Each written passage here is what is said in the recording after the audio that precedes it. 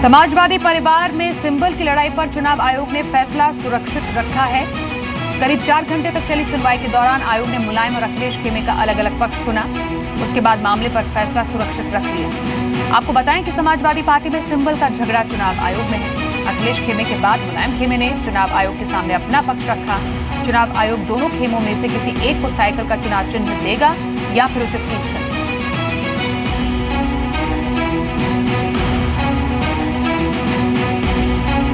उत्तराखंड में कांग्रेस ने एक बार फिर हरीश रावत को अपना चेहरा बनाया है। उत्तराखंड में जहां बीजेपी सामूहिक नेतृत्व में चुनाव में जाने की बात कह रही है, लिहाजा उत्तराखंड के चुनाव में इस बार शाह मोदी की जोड़ी बनाम हरीश रावत होता नजर आ रहा है। दरअसल राज्य में बीजेपी के पास 4 पूर्व सीएम के चेहरे हैं और इसके अलावा प्रदेश अध्यक्ष अजय भट्ट और सतपाल महाराज भी बड़े चेहरों में शुमार हैं।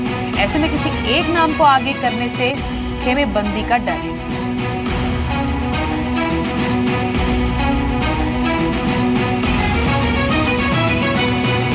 यूपी चुनाव में किसानों को अपने साथ जोड़ने के लिए बीजेपी ने आज से एक खास कैंपेन शुरू किया है। इस कैंपेन के तहत आज से सभी जिलों में शुरू होगा माटी तिलक प्रतिज्ञा अभियान। इसमें राज्य सरकार की किसान विरोधी नीतियों का पर्दाफाश किया जाएगा। साथ ही मोदी सरकार की कामयाबियों की जानकारी दी जाएगी। कार्यक्रम में किसान अपने खेतों की मिट्टी लाएंगे। इससे तिलक लगाकर बीजेपी उम्मीदवारों को जिताने का संकल्प भी लिया जाएगा।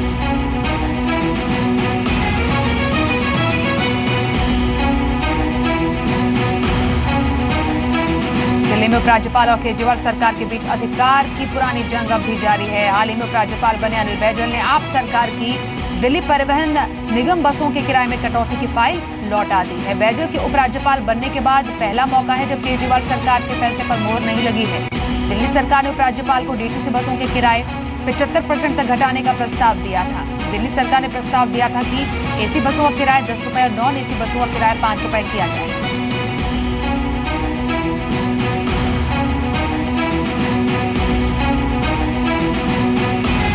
दिल्ली के तीनों एमसीडी के नेता आज सुबह अचानक मुख्यमंत्री अरविंद केजरीवाल के घर के बाहर पहुंच गए, धरना प्रदर्शन करने लगे। इनमें मेयर समेत तीनों एमसीडी के नेता और दिल्ली बीजेपी के कई बड़े नेता शामिल थे। उन्होंने दिल्ली सरकार से एमसीडी का बकाया फंड जारी करने की मांग की।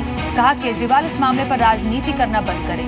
तीनों एमसीडी के मेयर ने एक साथ प्रेस कॉन्फ्रेंस की और कहा कि फंड पर दिल्ली सरकार झूठ कह रही है और केजरीवाल के मंत्री भ्रष्ट हैं।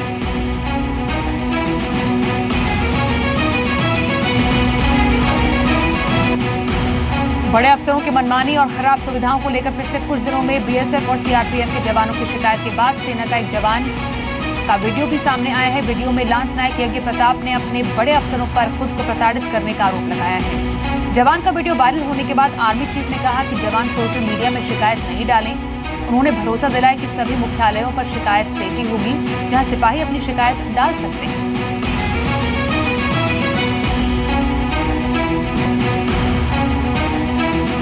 थल सेनाध्यक्ष जनरल बिपिन रावत ने कहा कि जवानों की समस्याओं को वो खुद देखेंगे। उन्होंने कहा कि सेना के मुख्यालयों और बाकी कमांड ऑफिस में शिकायत पेटी लगी हुई है और जिसे भी किसी तरह की शिकायत है वो मुझे सीधे कह सकता है। उन्होंने कहा कि सोशल मीडिया में जाने के बजाय वो उनसे सीधे शिकायत करें।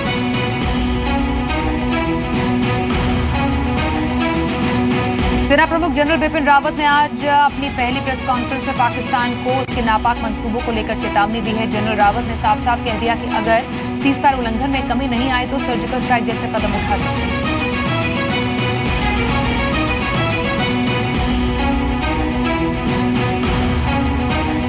राजस्थान के उत्तरलाई एयरबेस से air chief marshal B S Dhanoa ने मिग-21 का पुराना वर्जन टाइप 96 उड़ाया। एयरफोर्स चीफ का पद संभालने के बाद ये उनकी पहली उड़ान थी। ऐसा कम ही देखने को मिला है कि वायुसेना प्रमुख विमान में अकेले उड़ान भरते हों। एयर चीफ मार्शल धनोवा ने करगिल अभियान के दौरान इसी तरह का विमान उड़ाया था और करगिल के पहाड़ों में रात के समय कई हमलों को अंजाम दिया। बीएस धनोवा आजकल पश्चिमी क्षेत्र की वायुसेना ठिकानों के दौरे पर हैं।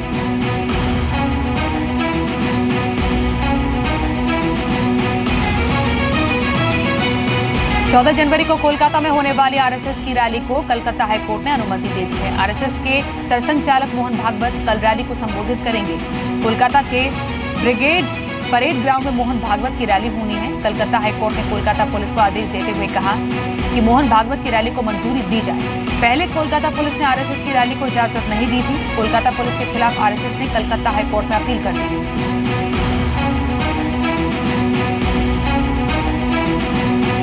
14 दिल्ली में लड़कियों से छेड़खानी करके वीडियो बनाने के आरोपी को पुलिस ने गिरफ्तार कर लिया। आरोपी सुमित ने लड़कियों से छेड़खानी का वीडियो यूट्यूब पर भी अपलोड किया है, जिसके बाद पुलिस ने सुमित के खिलाफ केस दर्ज कर दिया।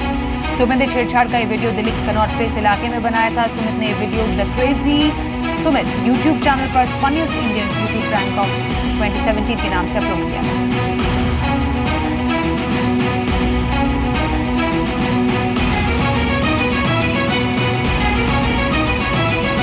तमिलनाडु में जल्लीकट्टू पर सुप्रीम कोर्ट की रोक के विरोध में आज डीएमके ने विरोध प्रदर्शन किया। सुप्रीम कोर्ट ने शनिवार से पहले जल्लीकट्टू पर फैसला देने की अर्जी को ठुकरा दिया। डीएमके के प्रदर्शन में लोग बैल लेकर पहुंचे, पुलिस से झड़प भी हुई।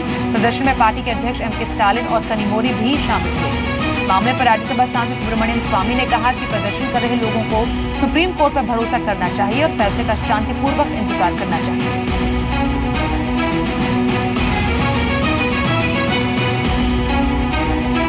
यूपी के इलाहाबाद में जाने माने सर्जन और जीवन ज्योति अस्पताल के मालिक डॉक्टर ए.के. बंसल की उनके अस्पताल के चेंबर में घुसकर एक युवक ने गोली मारकर हत्या कर दी और फरार हो गया। गोली डॉक्टर बंसल की कनपट्टी, कंधे और सिर में लगी है। गंभीर हालत में उन्हें पहले उनके अस्पताल में एडमिट किया गया, फिर वहां से दूसरे अस्पताल ले जाया गया, जहां इलाज के दौरान उनकी मौत हो गई। यह अभी तक साफ नहीं हो पाया कि आखिर डॉक्टर बंसल की गोली मारने के पीछे वजह क्या रही है। पुलिस हत्यारों को पकड़ने के लिए अस्पताल में लगे सीसीटीवी कैमरे की फुटेज की मदद भी ले रही है।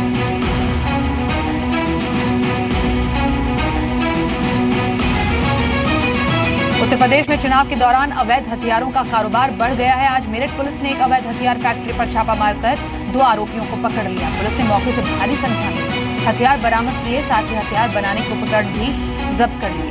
पुलिस को शक है कि इन हथियारों का इस्तेमाल आने वाले चुनावों को प्रभावित करने के लिए किया जा सकता था, इसलिए इस बात की जांच होगी कि आरोपी किसे हथियार बेचते थे।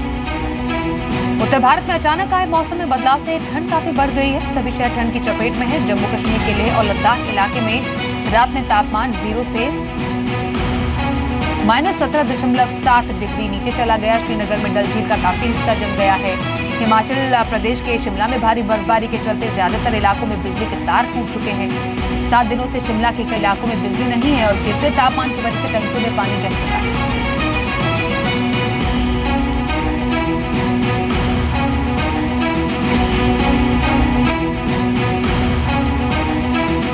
पेरू की राजधानी लीमा में टोल पर प्रदर्शन के दौरान कार्गो वाहनों के ड्राइवर और पुलिस के बीच झड़प हो गई। झड़प के बाद 40 लोगों को गिरफ्तार कर लिया गया।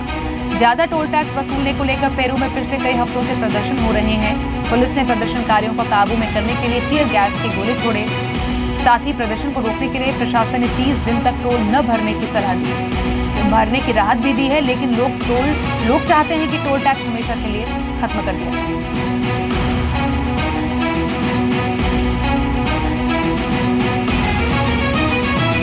भारतीय ओलंपिक संघ में अध्यक्ष पद पर दागियों को रखने के मामले में चल रहा विवाद अब खत्म हो गया, जिसके बाद खेल मंत्रालय ने आईओए के निलंबन को तुरंत प्रभाव से हटा दिया है। दरअसल भारतीय ओलंपिक संघ ने आजीवन अध्यक्ष बनाए गए सुरेश कलमाडी और अभय सिंह चौटाला को हटाने का फैसला कर लिया है, जिसके बाद खेल मंत्रालय ने भी आईओए पर बैन लगा दिया।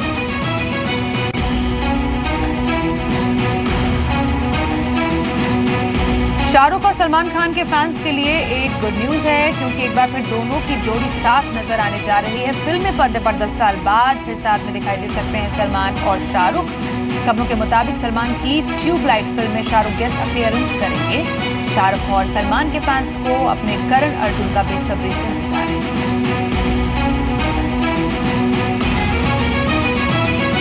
हॉलीवुड अभिनेता विन डीजल और दीपिका पादुकोण अपनी film XXX return of Xander Cage के प्रीमियर के दौरान हिट गीत लुंगी डांस पर जमकर थिरके। इस दौरान दीपिका और डीजल के बीच अच्छी केमिस्ट्री नजर आई। इन दिनों अपनी फिल्म के प्रमोशन के लिए हॉलीवुड अभिनेता विन डीजल भारत आए हुए हैं।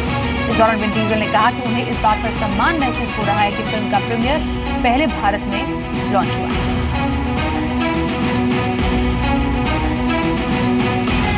श्रद्धा कपूर और आदित्य रॉय कपूर की फिल्म ओके जानू को बॉक्स ऑफिस पर दीपिका की हॉलीवुड फिल्म भले ही कड़ी टक्कर देने वाली हो, लेकिन इस जोड़ी ने भी अपनी फिल्म को प्रमोट करने में जी जान लगाया है।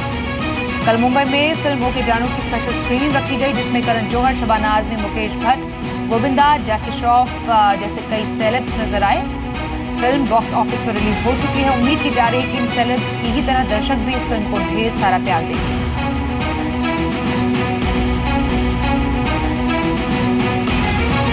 एक्ट्रेस अनुष्का शर्मा हर बार ही अपने रोल्स के साथ एक्सपेरिमेंट करती आई हैं। बेहतरीन एक्ट्रेस और प्रोड्यूसर बनने के बाद अब हाल ही में दिए एक इंटरव्यू में अनुष्का ने कहा कि वो फीमेल सुपर हीरो बनना चाहती हैं, ढेर सारी एक्शन फिल्में करना चाहती हैं।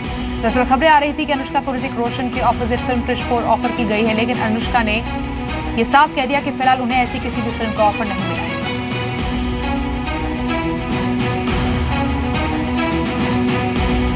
फिल्ममेकर करण जौहर ने अपनी बायोग्राफी एन अनसूटेबल बॉय में काजोल और उनके रिश्ते पर खुलकर बात की है। करण ने इस 25 साल पुराने रिश्ते के टूटने का कारण काजोल के पति अजय को बताया है। साथ ही उन्होंने ये भी साफ किया कि अब वो और काजोल कभी वापस दोस्त नहीं बन सकते। साल 2016 में करण की फिल्म ए दिल है मुश्किल और अजय की फिल्म शिवाय में क्लैश हुआ था। इस दौरान अजय ने ट्वीट कर करण पर आरोप लगाया कि उन्होंने कमाल आर खान को शिवाय के खिलाफ ट्वीट्स करने के लिए पैसे दिए।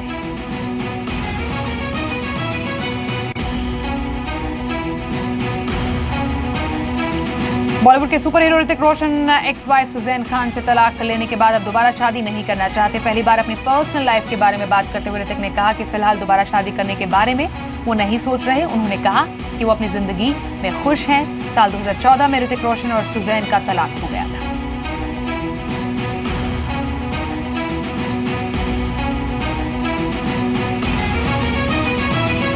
करिश्मा कपूर ने भाई रणबीर कपूर के लिए सोनम कपूर का रिश्ता बताया है। करिश्मा ने कहा कि रणबीर को सोनम कपूर से अच्छी लड़की नहीं मिलेगी। संजय लीला भंसाली की फिल्म सावरिया में दोनों एक साथ काम कर चुके हैं।